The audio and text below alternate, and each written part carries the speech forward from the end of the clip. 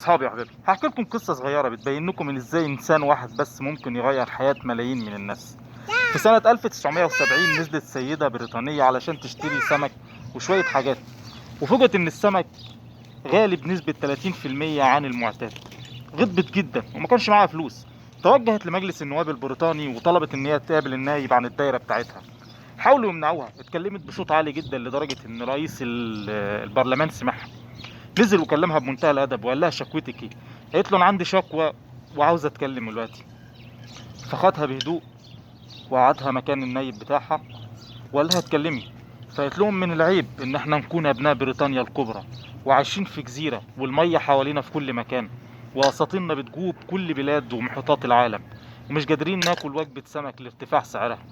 ورمت الميكروفون ومشت. قبل ما تطلع من الباب القاعه قام النايب وقدم استقالته. بعد كده عارفين اللي حصل؟ سعر السمك نزل في بريطانيا وبقت الوجبة الشعبية الأرخص في كل بريطانيا اللي هي انجلترا وجبة السمك في متناول أي شخص فقير. ولحد دلوقتي الوجبة ديت هي الوجبة الشعبية لكل الناس، وما زادش عليها أي ارتفاع في الأسعار زي وجبة الفول والطعمية عندنا. حسبنا الله ونعم الوكيل. حاول تغير الناس اللي حواليك.